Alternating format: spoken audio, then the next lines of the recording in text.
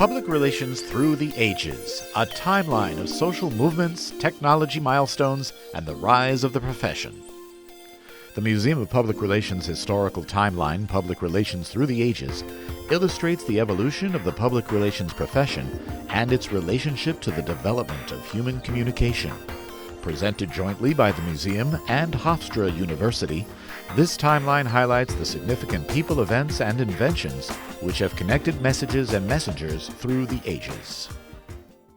Cave drawings are among the earliest forms of communication. Often these drawings were of hands and animals created by spraying or blowing pigment upon a wall. Some of the earliest known paintings are in El Castillo Cave in northern Spain, southern France, and the limestone caves of the Indonesian island of Sulawesi. The sacred carvings shown in the background were commonly written by royalty, priests, and civil officers to communicate prayers, magical texts, worship details, ideas about life after death, royal documents, biographies, and calculations, like the depth of the Nile River. They also depicted objects, including boats, animals, tools, and ideas like motion and time, and were also found on pottery jars, ivory plaques, and tomb walls. When God freed his people from Egypt, he called upon Moses to ascend Mount Sinai to receive his commandments. The commandments embodied the rules and laws designed to govern their lives. Moses, God's spokesperson, returned to his people carrying the chiseled stone tablets with its 10 talking points. Kong-Chu, better known as Confucius, is regarded as a great Chinese social philosopher, political theorist, and lifelong teacher. Founder of Confucianism, he believed in family loyalty, morality, justice, and respecting elders. He also advocated for the Golden Rule: do not do unto others what you do not want done to yourself. Working to improve society, he supported future leaders by starting a humanities program and promoted self-discipline and character building. Greek philosophers Socrates, Plato, and Aristotle heavily influenced Western philosophy. Based in Athens, Socrates engaged young crowds of thinkers in debate in public areas. Among his pupils was Plato, who documented and added to Socrates' philosophy, as well as founding Plato's Academy. Aristotle, student of Plato, created the first institution featuring a research library. Great thinker-philosophers known as Sophists taught noblemen seeking public office the art of persuasion through rhetoric. St. Paul created some of the earliest Christian writings. He traveled around the Mediterranean and spread the word about Jesus.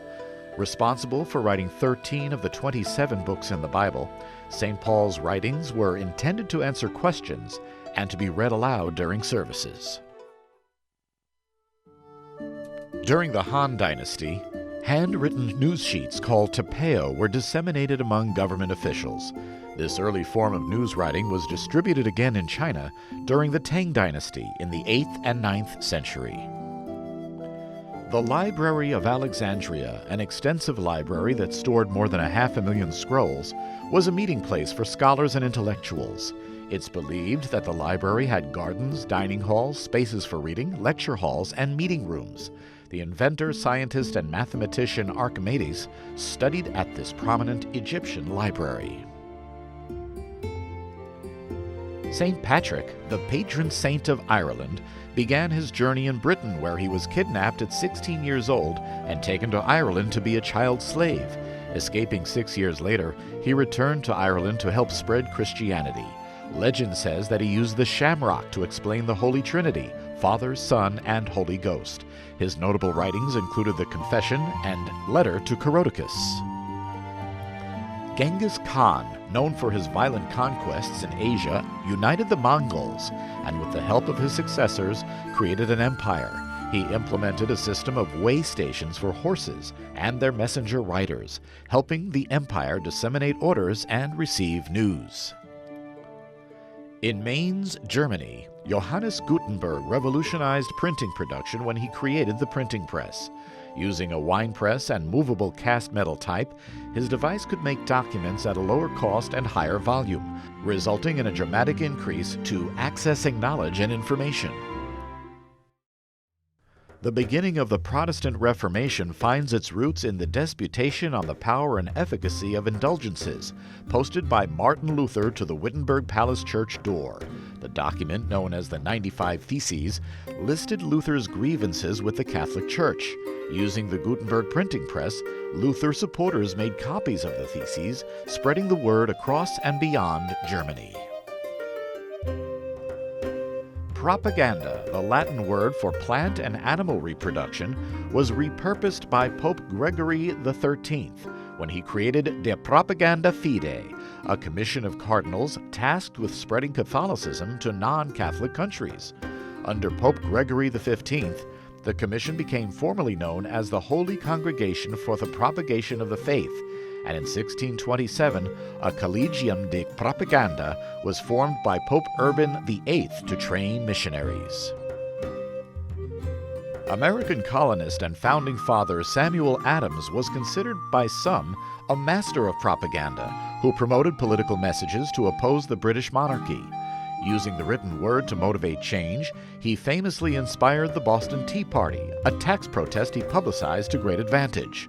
Adams continued to lobby colonial leaders and helped convince the masses to declare independence from Great Britain. Thomas Paine wrote Common Sense, a plainly written pamphlet to persuade the masses in support of the American Revolution. Just 5 months later, the Declaration of Independence, written primarily by Thomas Jefferson when the Revolution was already in full swing, described the future government's powers and principles.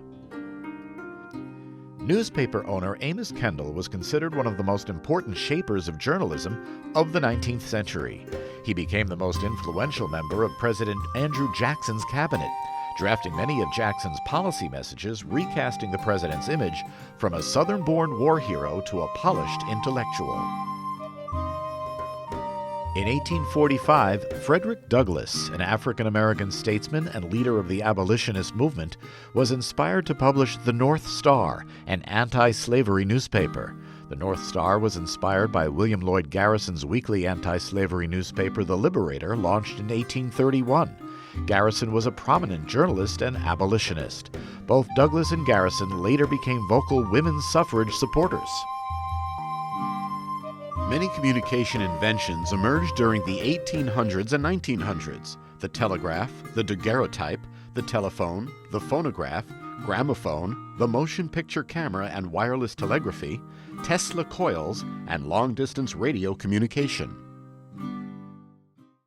Phineas Taylor P.T. Barnum was a master of press agentry, an early form of publicity which relied on pseudo-events and often deception in the name of promotion.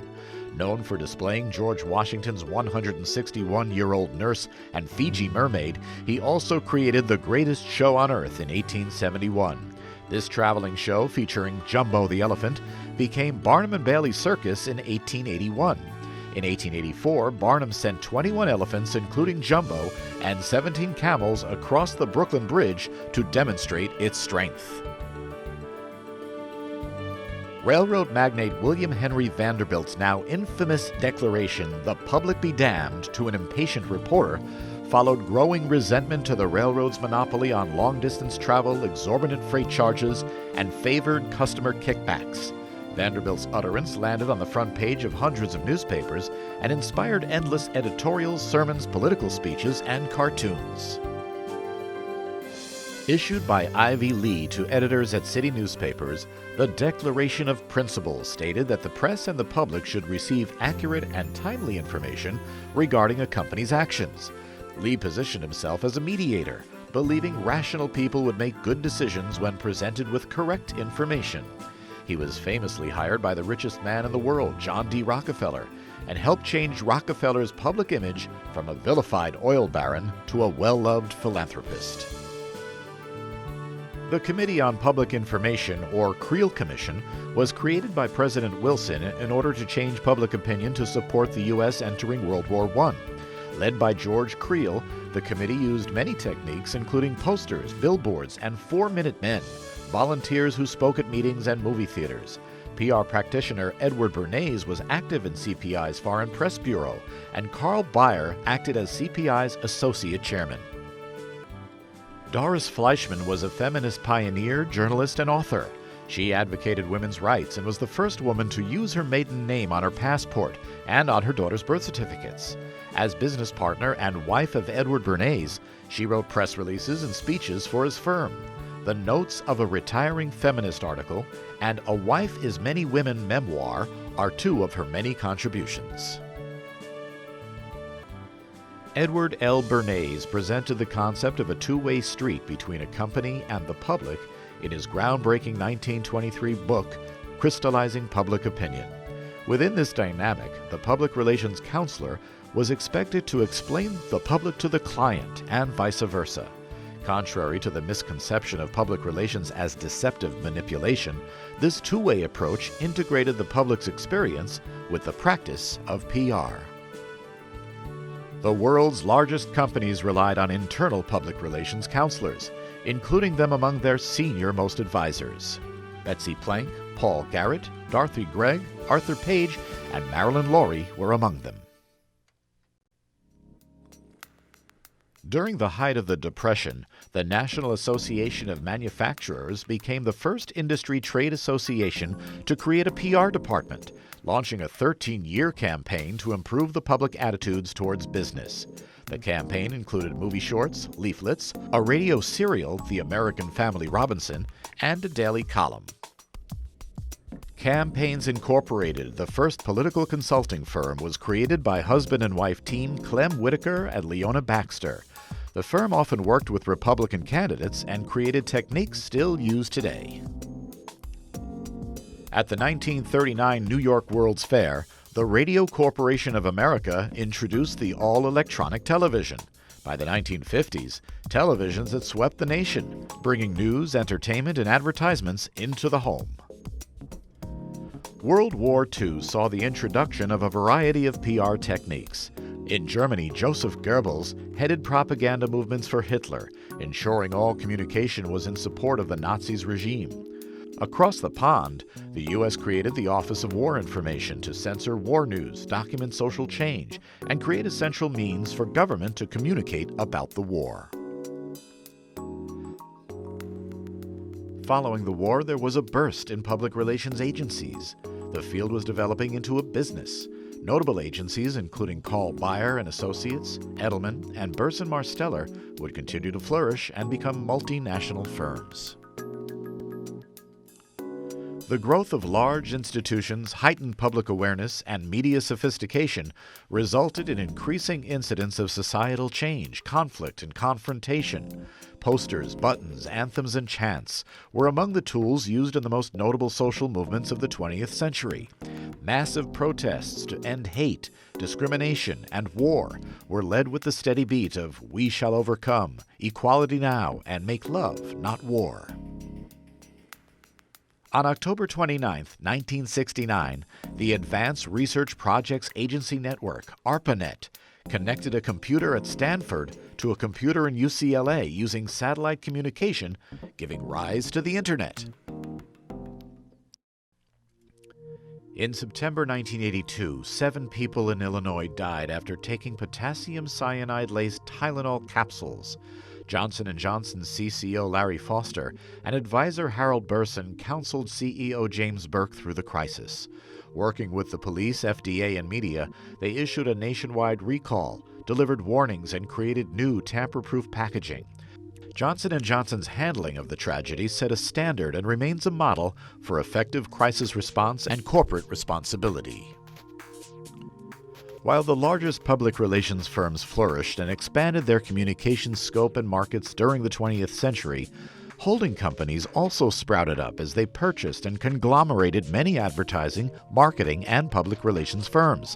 Holding companies included Publicis Group, WPP, and Omnicom Group, and others, making it possible to penetrate even larger markets and provide multiple services. The 2008 presidential election was the first time social media was used extensively and effectively to connect politicians and voters.